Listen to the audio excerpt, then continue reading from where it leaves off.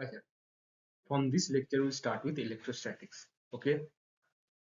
So the first few questions of irodovs are done, and mostly, if you pay attention to these chapters from the questions from irodov, okay, they have been asked again and again, specifically few chapters. Okay, electrostatics, current electricity, magnetic effect of current. Okay, so try to solve as much problem as possible from irodov. Direct questions have been asked again and again from this book. Okay, this question is divided into three parts. The first part is calculate the ratio of electrostatic to gravitational interaction forces between two electrons. The second part is calculate the same ratio between two protons. And the third part is calculate the Q by M ratio of such a particle, okay, such that their electrostatic forces between them and gravitational forces between them would be the same. Okay, so how do I solve this question?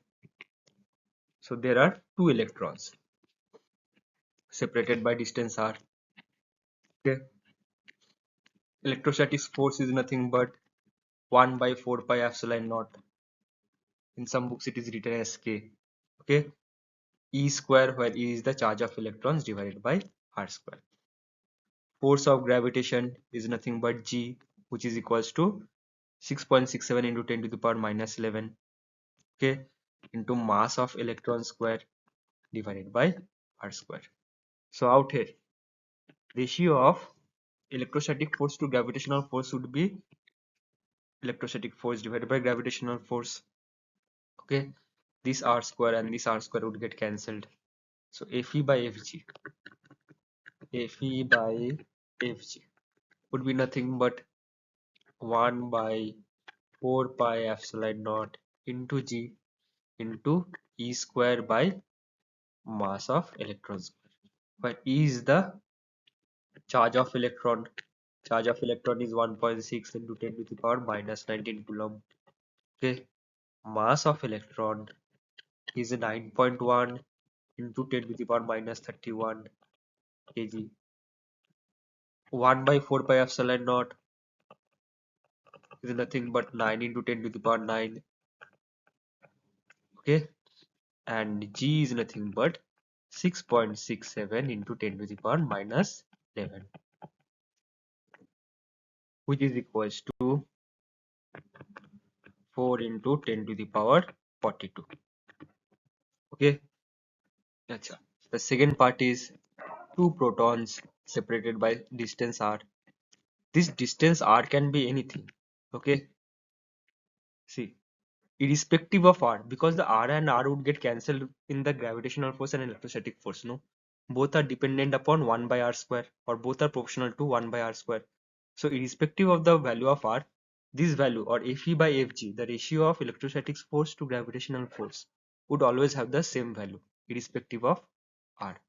So similarly, for electrostatic force between two protons is nothing but 1 by 4 pi epsilon naught, charge of proton divided by r square.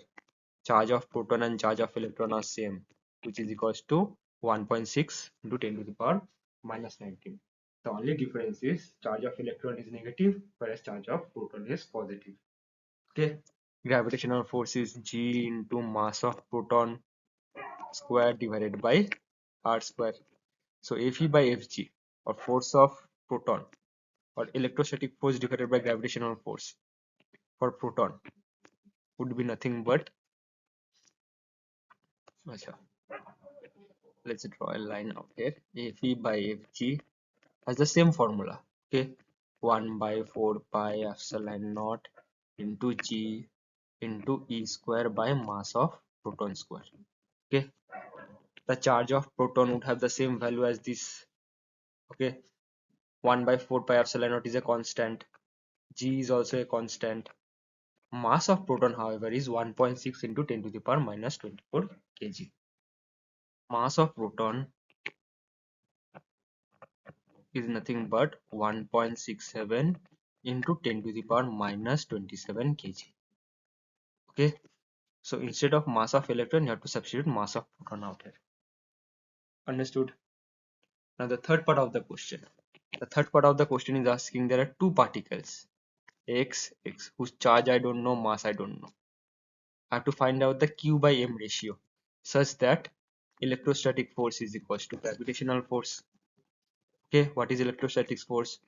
1 by 4 pi epsilon naught charge of x, or Q square by R square is equals to G mass of the particle x square by R square. So R square and R square would get cancelled. I have to find out the Q by M ratio, or Q square by M square would be equals to G into 4 pi epsilon naught. G into 4 pi epsilon naught, or Q by M, I'm writing it out here. Q by M would be under root of G into 4 pi epsilon naught, but the value of G is how much? 6.67 into 10 to the power minus 11. 1 by 4 pi epsilon naught is 9 into 10 to the power 9. Okay, so if we put out the values out here, okay, if we put out the values out here for the second part of the problem, would get the solution around 1 into 10 to the power 36. Okay, and if you put the values of G and 1 by 4 pi epsilon naught, see 1 by 4 pi epsilon naught is 9 into 10 to the power 9. Okay, so 4 pi epsilon naught would be 1 by 9 into 10 to the power 9. Okay, 0.86 into 10 to the power minus 10 coulomb per kg. So this is the first question from electrostatics from IE erodov. In this question, there are two copper pair, okay, of 1 gram each. They are separated by 1 meter. The question is asking if the total electronic charge in them is different from the total charge of the nuclei by 1%. That means inside every particle or every substance, it is made up of atom. Okay, in this atom and in this atom, what is happening is the nucleus, okay, the charge of nucleus is decreased by 1%. That means what? This is a neutral atom, no? Even this is a neutral atom, and inside this neutral atom there is a combination of protons and electrons. Okay, so the number of protons is equals to number of electrons in this entire particle or in this entire substance, and that makes this particle neutral. That means the total number of proton is equals to total number of electron. Okay, now what happens if I reduce the charge of proton by 1%? This entire thing will become negatively charged, because initially the charge of proton was balancing out the charge of electron. But if I reduce the charge of proton by 1%, okay, this entire body will develop a negative charge. Understood? So first I have to find out the number of atoms. Number of atoms in each pair. Each pair. Okay. Instead of finding out number of atoms, I'll find out number of moles. Okay, number of moles in each pair.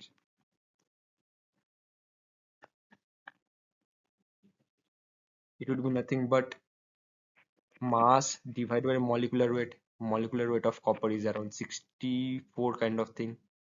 Okay. Okay. The second part of the question is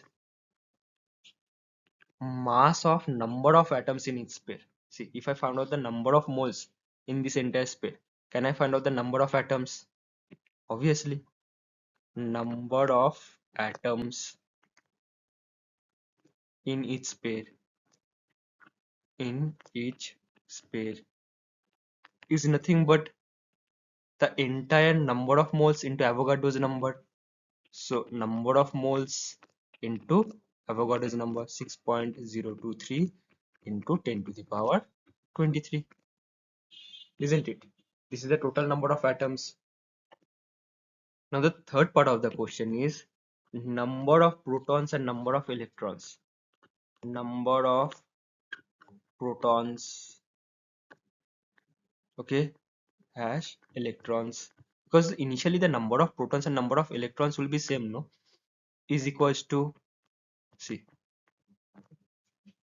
What is the number of protons and number of electrons in this entire substance? See, it is the total number of atoms into how much electrons and protons does each copper atom have. Each copper atom has 29 number of protons and electrons. Okay, because the atomic number of copper is 29. Atomic number of copper is 29. That means inside the nucleus of one copper atom, there are 29 protons, and around the orbit, there are 29 electrons. So number of protons and number of electrons in the total hemisphere or total sphere is equals to total number of atoms. Total number of atoms 1 by 64 into 6.023 into 10 to the power 23 into number of protons and electrons in each atom, which is equals to 29. Okay, now see what's happening. Initially, this much protons was balancing out the charges of this much electrons. Okay, but what happens if I reduce the charge of protons by 1%? That means the charge of electrons, that additional 1% charge of protons, won't be balanced out by electrons. So the sphere would develop a net negative charge because I'm decreasing the charge of proton by 1%. Okay, so what would be the net negative charge? Net negative charge on each sphere would be how much? 1%, because if I'm reducing the charge of proton by 1%, that would only be the net negative charge on each sphere, no?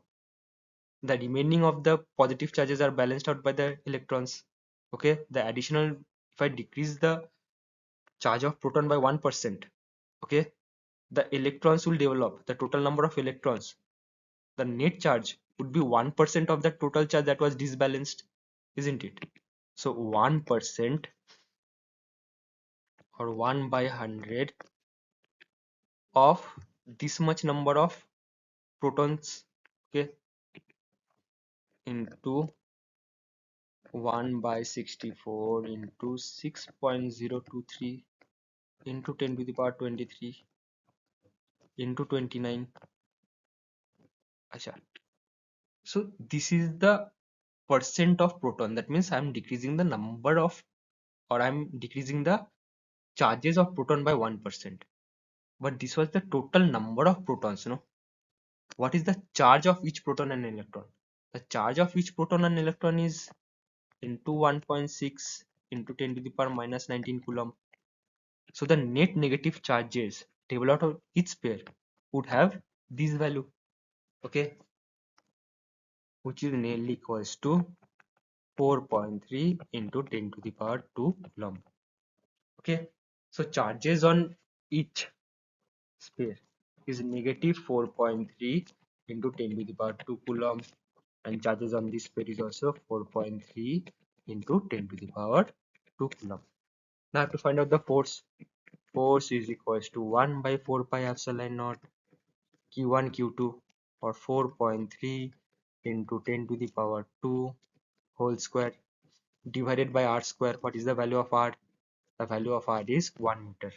What is the value of 1 by 4 pi epsilon naught? 9 into 10 to the power 9. Okay, so the net force on these two particles would be how much?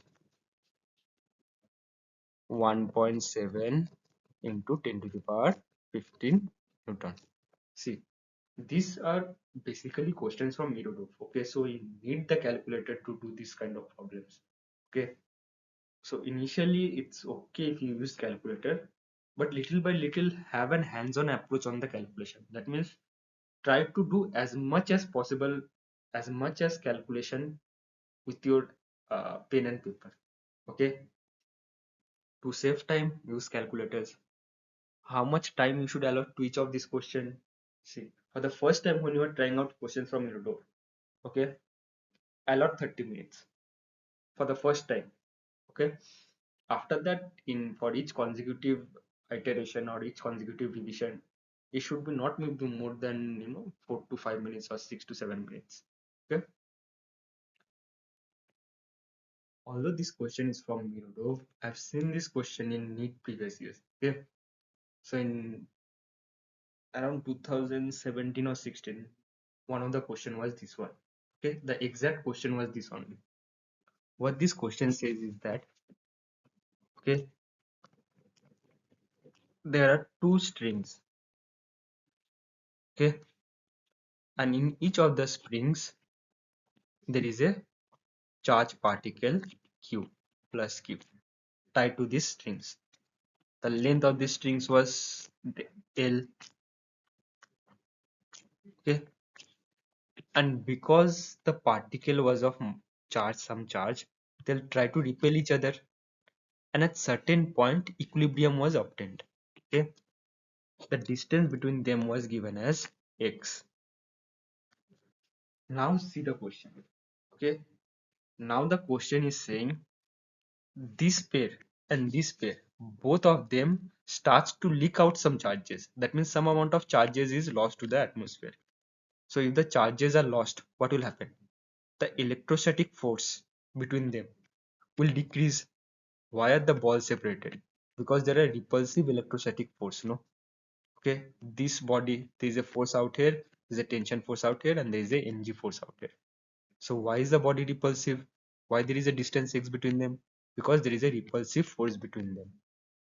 What happens if some amount of charges leaks out from that? The electrostatic force will decrease, isn't it? And the electrostatic force out here also will decrease.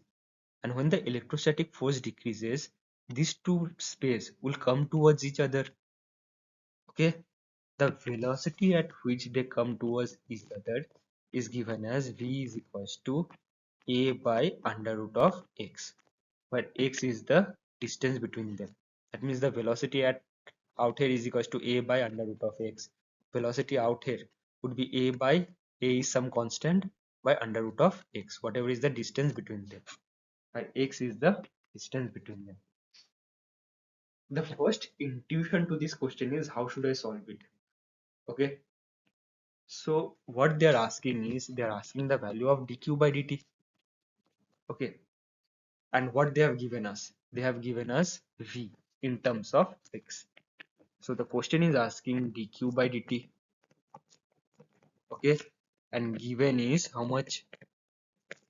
Given is v is equals to, or velocity as a function of x. Velocity as a function of x. Okay, so somehow I need to relate q, v, and x. Okay, so if I draw the free body diagram out here, I get the intuition that somewhere I'll get the relation between q and x. See, my approach. Okay, because most of the questions or most of the difficult questions that you know syllabus are nothing but playing with equations. Okay, if you learn to play with equation, the question is solved. The approach should be the main thing out here. Approach. What should be the approach? I somehow have to develop a relation between q in terms of x, or charge in terms of x. And then what can I do?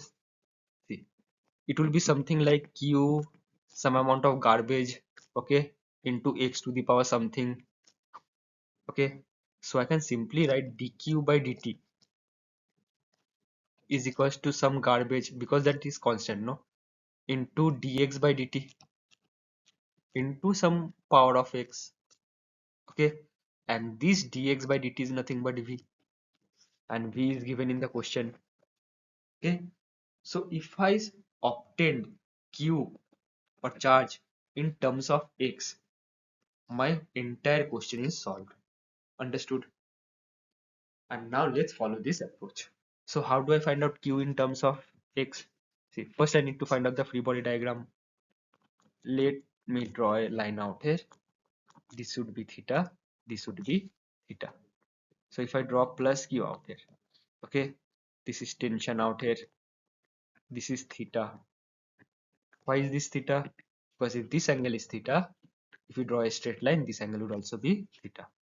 Downward force is mg, and initially before the charges started leaking out is nothing but k q square by x square.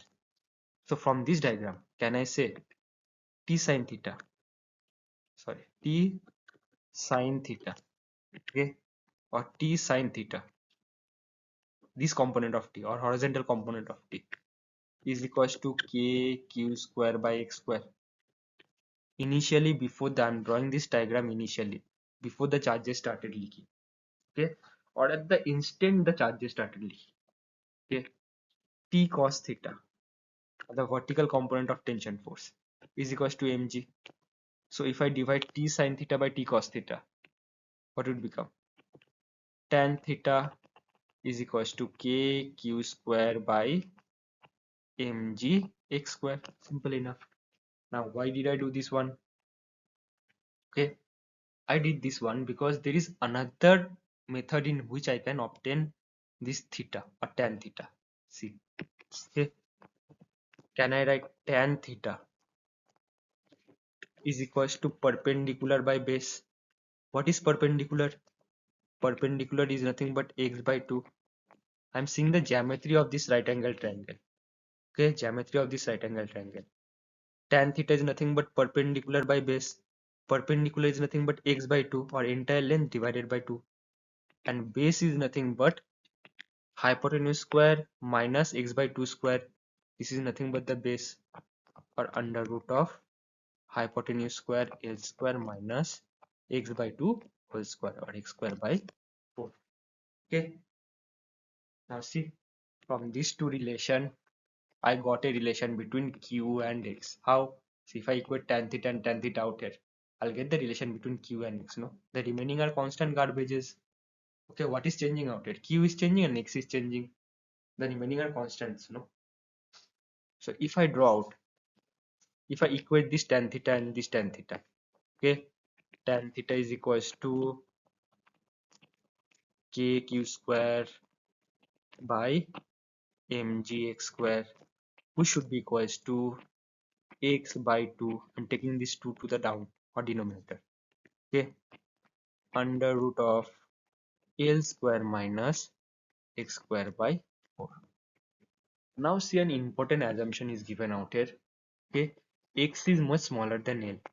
That means out here positive means addition or subtraction is happening. No, so I just can ignore this one. You can ignore the x out here.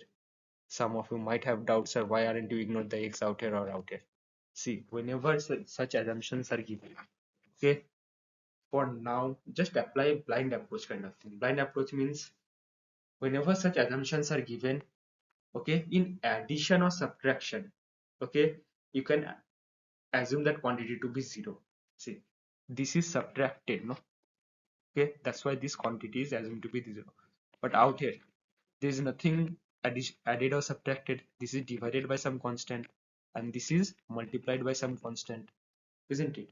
So never apply 0 in terms of multiplication or division. Okay, try to assume 0 while addition or subtraction. Is the main concept clear of how to assume things in your calculation? Okay, in your entire syllabus, not only for this question, in your entire syllabus, whenever something is lesser than, whenever such questions are given, x is much lesser than L, okay, always assume the thing to be 0 at addition or subtraction. Okay,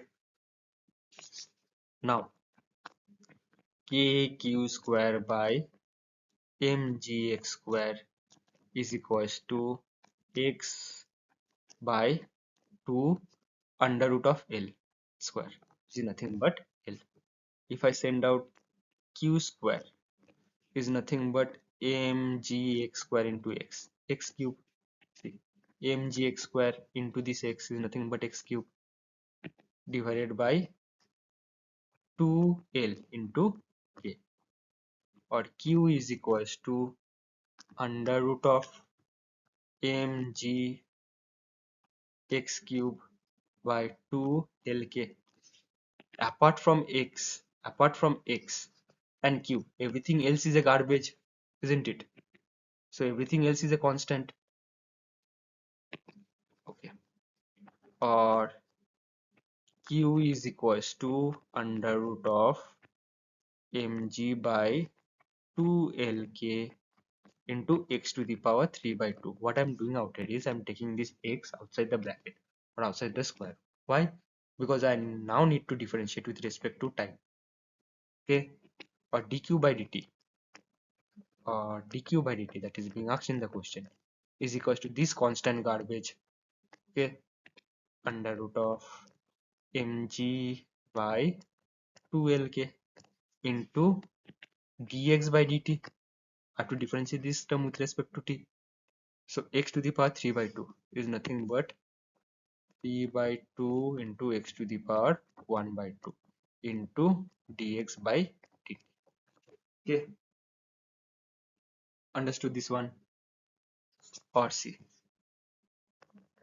dq by dt is equals to some constant garbage mg by 2lk, okay, into 3 by 2 into x to the power 1 by 2 or root x into dx by dt.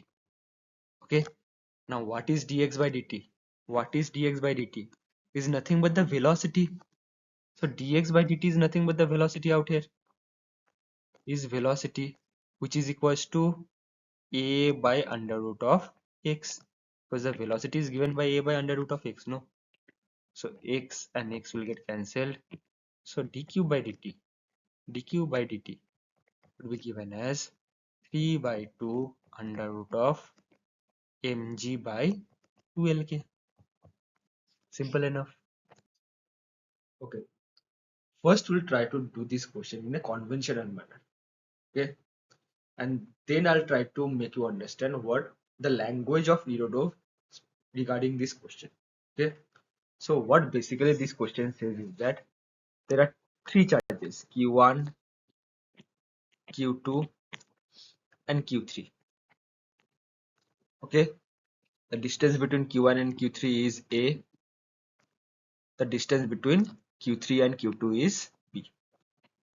Okay, find the value of q3 in terms of q1 and q2 such that all the bodies are in equilibrium. Okay, all of these three bodies are in equilibrium. So you must note out here, okay, for the three body to be in equilibrium, means for a three body problem means three charges kept in a line. For a three body problem to be in equilibrium, the middle charges should be opposite to the side charges. That means if this charge is positive, this charge also should be positive and the middle charge should be negative. If this charge is negative, this charge should also be negative and the middle charge should be positive. That means the middle charge should be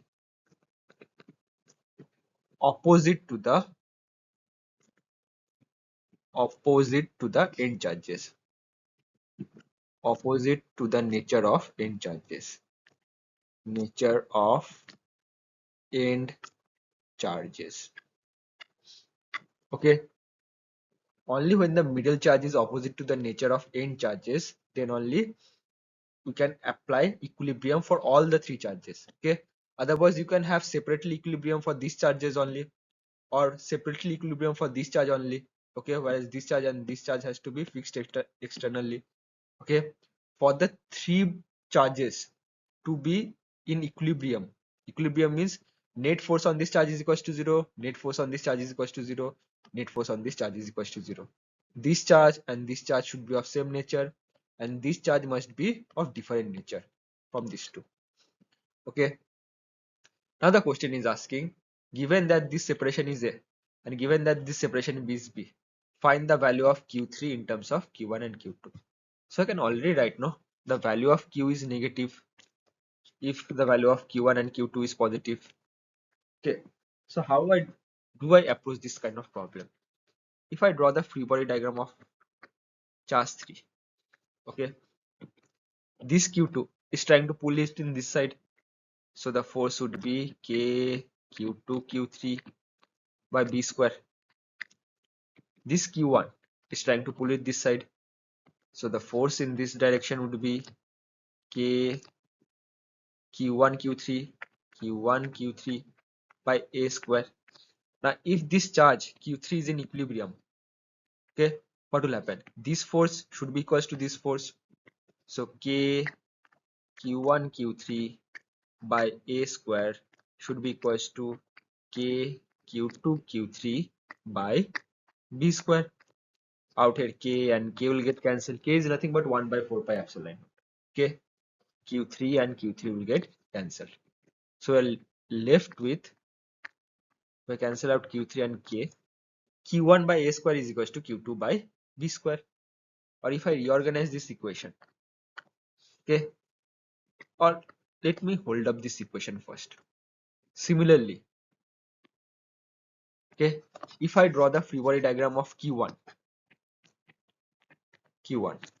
okay, this Q3 charge is trying to pull up Q1 in this side. K Q1 Q3 by A square, and this Q2 charge is trying to push this Q1 towards left hand side. So K Q1 Q2 by A plus B whole square. Okay, and for this body Q1 to be in equilibrium, similar kind of condition should occur. That means this force should be equals to this force, or K Q1 Q2 by A plus B whole square should be equals to K Q1 Q3 by A square. Q1 will get cancelled, K and K would get cancelled. So let me erase this one, Q1 and KQ1. So from the second equation I get Q2 by A plus B whole square is equals to Q3 by A square. I can similarly make the third equation for Q2, or free body diagram of Q2, okay, where Q3 is trying to pull this side by K Q2 Q3 by B square, and Q1 is trying to pull, Q1 is trying to push this body towards right hand side with force K Q1 Q2 by A plus B whole square. Okay, so for this body to be in equilibrium, what would happen? K Q2 Q3 by B square is equals to K Q1 Q2 by A plus B whole square. That means this force should be equals to this force. Okay, similarly I can cancel out K out here, Q2 out here. Okay, so I've obtained my three equations. Now the approach to this question has ended. Okay, this much part was the physics part. Now I just have to play with equation to find out the value of Q3 in terms of Q1 and Q2. Okay, so I can take any one of these two equations, this equation and this equation, or this equation and this equation. Okay, you can use any two equation, your answer will be the same. So from this equation, suppose I'm using these two equation. Okay, from this equation I can get, okay,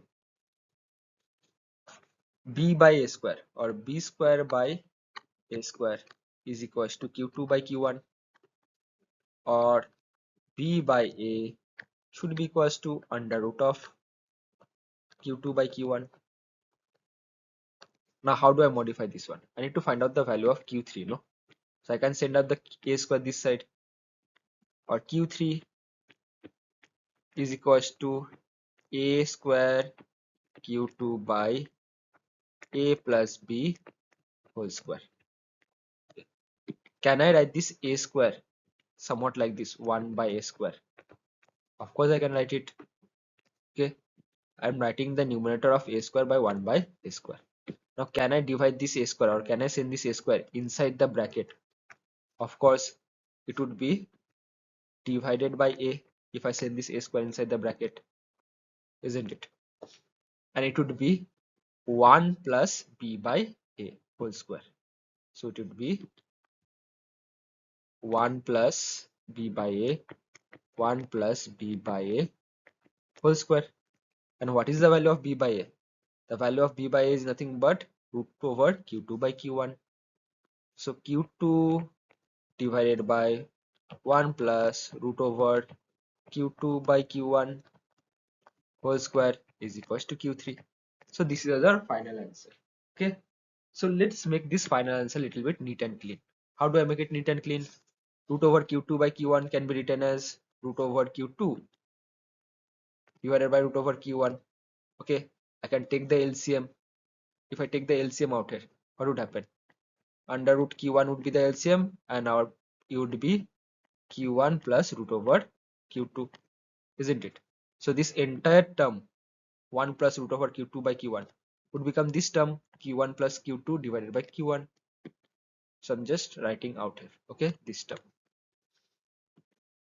under root of q1 plus under root of q2 divided by under root of q1.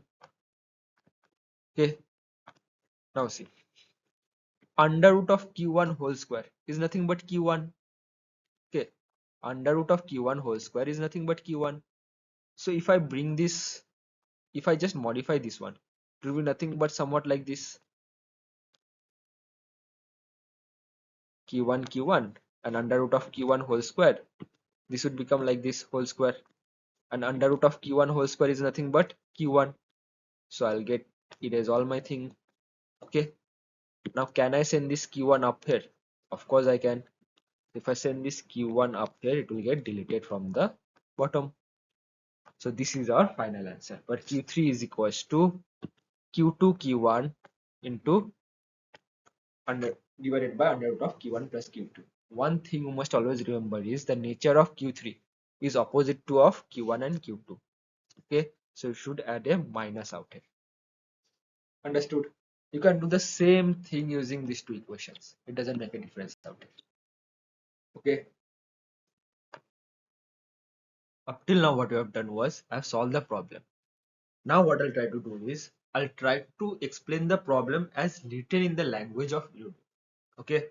So out here there was two charges. This was the setup. This was the setup. There was q1 charge, q2 charge of same nature, and q3 charge of different nature. The separation between q1 and q3 is given as A. The separation between q2 and q3 is given as B. And if I draw the free body diagram of q3, or if I write the equilibrium equation of q3, we'll get q1 by A square is equals to q2 by B square, isn't it? Why? Because k q1 q3 by A square is equals to k q3 q2 by B square. This force is equals to this force. And we got this equation. Okay, let me just write this equation out so that it doesn't become cluttered. Okay, q1 by A square is equals to q2 by B square. Okay, so this I have already applied, or I have already written in the first part of the problem. See, whenever you are studying physics in terms of mathematics, everything is done in terms of graph paper, no? So if this point q1 is kept in space, it must have a coordinate system. So suppose I keep these charges q1, q3 and q2 in a graph paper where this is the origin. How do I describe the point or position of q1 with respect to this origin? With the help of position vector, which is equals to r1.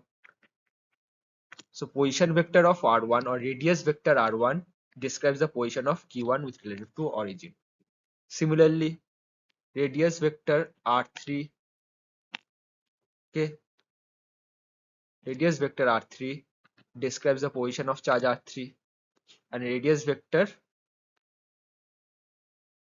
r2 describes the position of r2 with respect to this origin. Okay, this was the point of this radius vector r1, r2 and r3. Okay, now suppose I want to find out the total force on q1. Suppose I want to find out what is the force on q1 due to this q3. How do I write the equation? How do I write Coulomb's law? F is equals to k q1 q3 by A square, isn't it? And to find out the force acting on q1 due to this q3 is nothing but k q1 q3 by A square. I have a problem with this equation. The problem I have with this equation is A square is a scalar quantity, q1 and q3 is a scalar quantity, and k is a constant. However, this force is a vector quantity. So how do I write this equation in terms of vector quantity?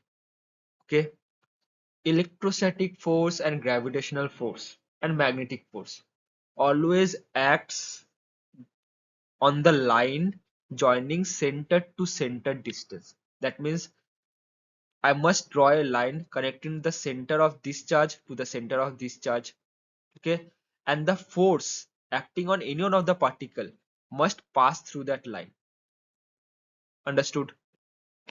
The force or electrostatic force and gravitational force and magnetic force, basically any non-contact force in your syllabus, okay, passes through the center to center, passes through the line connecting the center to center distance. Where and find, I got the concept, but how do I write it mathematically? See, this is a, no? So how do I write a vector? So if I write a vector that is going from point A or charge A to charge B, this is the direction. Okay, even if I write this as a vector square is nothing but a scalar quantity. So in order to mitigate this, I must write a unit vector A. That means the force acting on this particle, the direction of force, okay, direction of force acting on Q1 would be K Q1 Q3 by A square into unit vector of A or unit of this vector. And unit of this vector can also be written as F is equals to K Q1 Q3 by A square. And how can a unit vector be written as? Unit vector can be written as A vector divided by magnitude of A, isn't it? This is nothing but the unit vector. This thing and this thing are the same thing.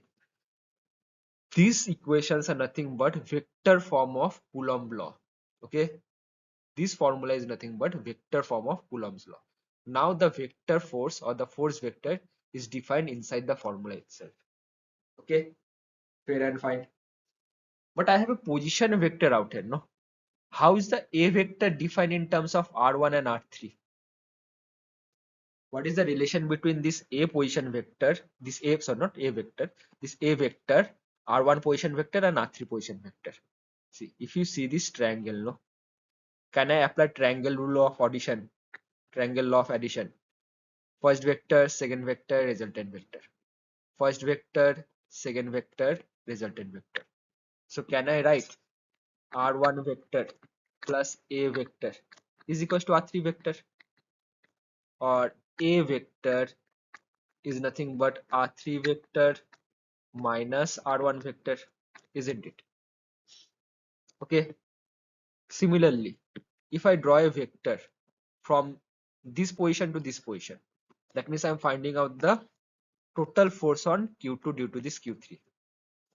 This is the first vector, R2. This is the second vector, and R3 is the third vector. So R2 vector plus B vector is equals to R3 vector, or B vector is equals to R3 minus R2. Now some of you might have questions, sir, why have you taken only in this direction and not on the opposite direction? See, I told you, after getting the concept, my main equation is playing with the equation. What is the question asking out here? The radius vector R3, no? So my main intuition out here, the main calculation intuition out here, I don't know how the calculation will proceed, okay? But the main intuition I'm getting is somehow I must relate this R3 and this R3 from these both equations. Understood? That's why I'm taking in this direction and this direction. So R3 can be taken as common. Understood? Okay. And from the previous example and from the previous equation, I already got this equation from the equilibrium equation of Q3. So Q1 by A square is equals to Q2 by B square, or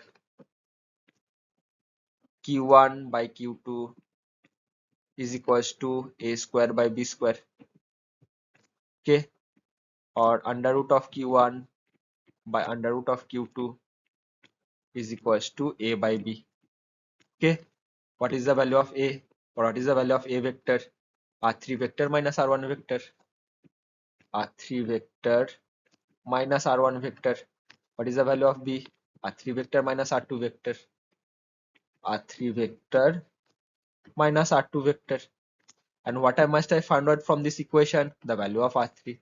So simple enough. If I draw out this equation, delta q by delta q is equals to r3 vector minus r1 vector by r3 vector minus r2 vector. Now let me just cross multiply. I just cross multiply this one. Okay. What I must do out here from this equation is I must isolate the value of r3 because r3 is asked in the question.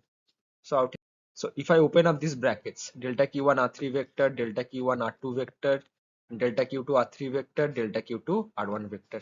Now I must take all the terms containing r3 to the left hand side and this to the right hand side. Okay. I just took r3 this vector to the left hand side and this vector to the right hand side because I must isolate r3. I can take r3 vector common from this term.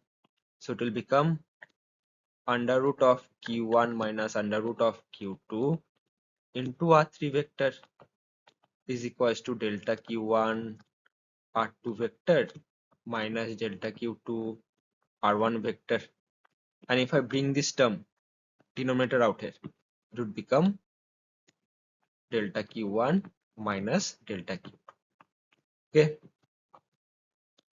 The main approach out here was nothing but figuring out how do I solve the equation or how do I write vector form of Coulomb's law. That was the main physics approach out here. Okay, the remaining part was just playing with equation. Okay, Acha. This question is an interesting part. Okay, this has again occurred in centrifugal motion. Okay, surface tension. So the type of question is this is circular ring out here. Okay, and this circular ring contains charge, uniform distribution of charge. Obviously, due to these charges, the ring will push each other, but I'm not concerned about that. What I'm concerned is about that a separate charge that is kept at the center is trying to push these charges in the ring away, isn't it? It's trying to push this charge out here, it's trying to push this charge out here. Okay, the central charge is trying to push the charges on the ring radially outward. Okay, and as the ring is trying to push itself radially outward, it is being stretched, no? So there is a tension force in the ring, isn't it? The question is asking what will be the increment in the tension force, okay, in the tension force of the ring, tension force. So this kind of question I have done in mechanics, I have done in previous chapters, okay. The main thing you must observe out here is how to take the component or how to break down this type of components or how to break down this type of problems into elemental components. Okay, so obviously this entire ring has charge q. What I'm concerned is about the elemental length dl. Okay, dl length of thing. So whenever I have dl length of thing, okay, so the force would be radially outward. The electrostatic force due to this q naught would be radially outward. So for this elemental link, the radial force or the electrostatic force that is radially outward is upward, which is df or small electrostatic force. Understood? Small electrostatic force. Okay. Okay. The main point out here is what is this small electrostatic force? This small electrostatic force is nothing but k, which is 1 by 4 pi epsilon naught q naught into the amount of charge that is contained in the ring. Okay, let's say dq, but dq is the amount of charge contained in the ring. Okay, dq divided by r square, where r is the radius of the circle, isn't it? So the electrostatic force on acting on this elemental ring that is upward in direction is equals to k q naught into dq. dq is the charge on this element divided by r square, where r is the radius square. The question that is being asked is find the tension force. Okay, find the tension force due to this electrostatic force that is acting radially outward. So how do I form it? Tension force is always tangential Okay, this is tension force, this is tension force. Okay, draw two lines connecting to the center.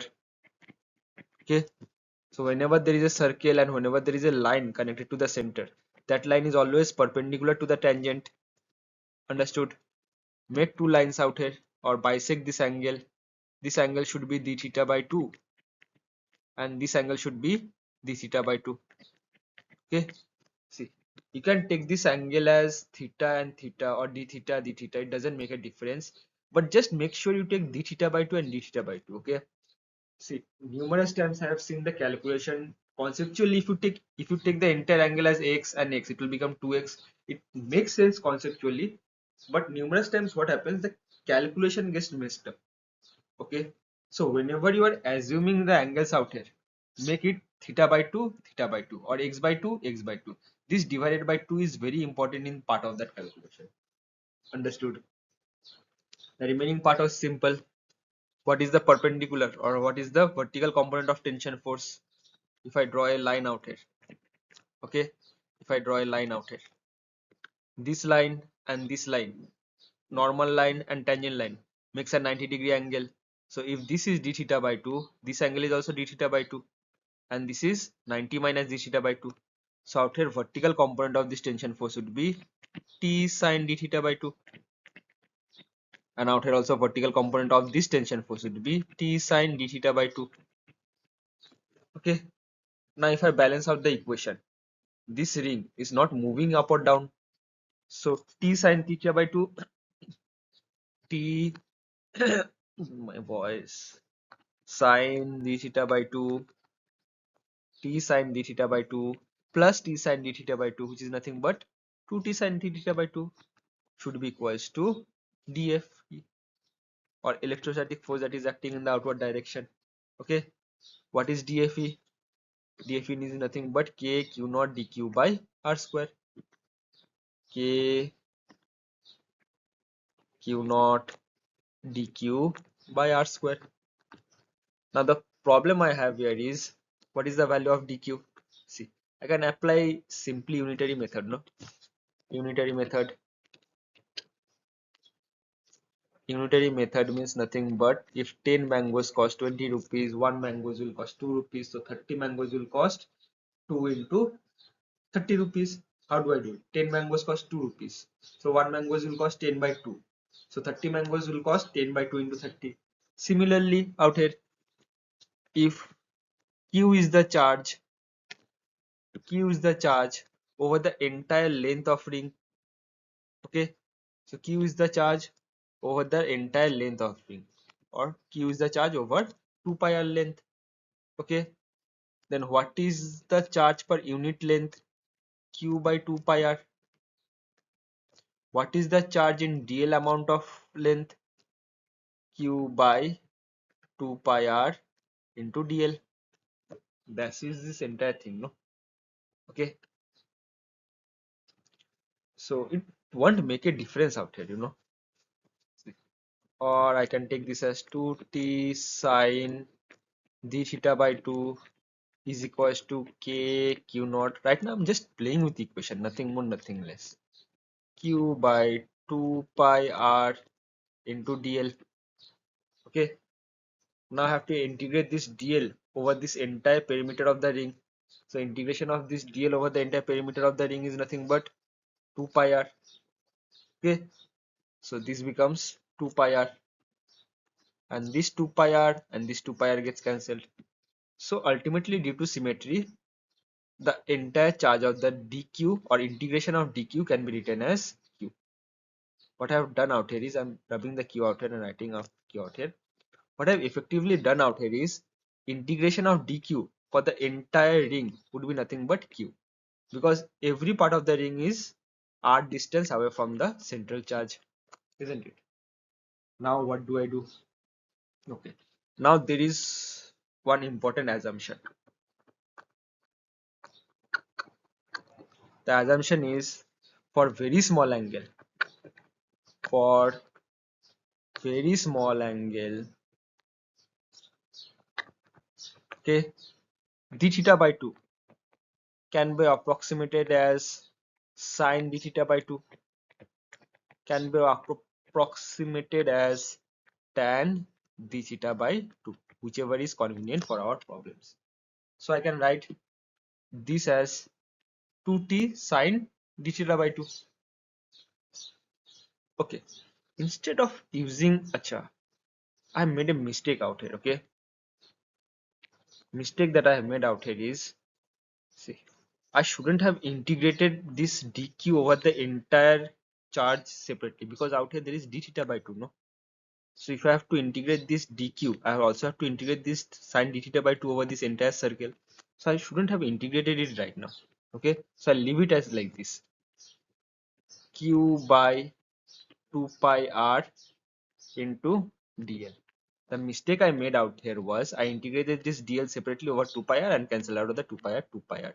I shouldn't have done that, because if I have to integrate out here, I'm making an equation of this electrostatic force balancing out the vertical component of tension force, no, which is a component of sine d theta by 2. So if I'm integrating out here, I should also be integrating out here, but I cannot do that right now. Okay, what else can I do? See, I can take dl. Dl was nothing but this length, no? Dl was nothing but r d theta, r into d theta. Okay, so I can substitute dl as r d theta. That was the main important thing, r into d theta. Now if you take the assumption for very small angles, d theta by 2 can be approximated as sine d theta by 2 can be approximated as tan theta by 2. So out here sine d theta by 2, I can write 2t sine d theta by 2 can be approximated as d theta by 2 is equals to k q naught by r square q by 2 pi r into r d theta. This d theta and this d theta would get cancelled. 2 and 2 would get cancelled. R and R would get cancelled. Okay, so let me cancel out everything that I've cancelled. D theta I've cancelled. Okay, R d theta I've cancelled. Okay, so the value of our tension force is nothing but k q naught by 2 pi r square. Achha. The main thing in this type of question you have to learn is that take an elemental length. Okay, find out the radially outward force. Radially outward force should be upward.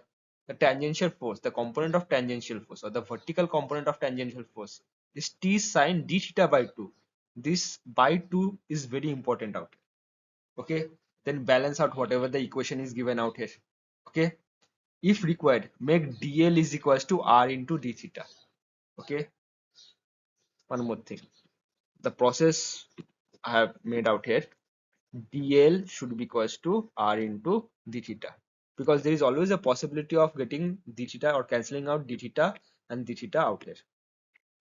Okay, sine d theta by 2 and dl can be cancelled by r d theta. Okay, so dl can be converted into r d theta and then our equation can be made out. In surface tension also there is one similar kind of problem where a rope, there is a surface tension force. Okay, find out the tension in the rope or find the tension in the thread. The surface tension force is given by sigma into dl, isn't it? And sigma into dl means nothing but sigma into r d theta. We apply similar kind of approach and find out the tension in the force. Similar kind of question is given, a circular ring. Okay, a circular ring is rotated with angular velocity omega. Find out the tension in the ring. Similar kind of concept. The radially outward force is nothing but you have to take elemental mass, then find out the radially outward force. Radially outward force is nothing but dm omega square r. Okay, now for finding out dm you have to take dl. Dl is nothing but r d theta. Okay, then you have to take the vertical component of tension force, then r d theta and the sine, these things get cancelled and you can find out the tension force due to the ring rotating. Understood? So this kind of problems requires this kind of approach. This is a simple straightforward question. Okay, a charge of 50 microcoulomb is kept. Okay, find the electric field at distance a from the charge. Fair and fine. have to find out the electric field out here. So whenever at any point in space I have to find out electric field, what do? I substitute one positive 1 coulomb of charge at that point in space and find out the total forces acting on that positive 1 coulomb of charge. Okay, and the total forces acting on that positive 1 coulomb of charge in this point in space is nothing but the electric field in this point in space. Right now there is only one charge, okay, 50 microcoulomb, not 5 microcoulomb, 50 microcoulomb. So electric field should be K Q. Q is nothing but 50 divided by A square. Fair and fine. Okay. But right now in the questions of irodov, okay, this point in space, okay, and this point in space is given as radius vector.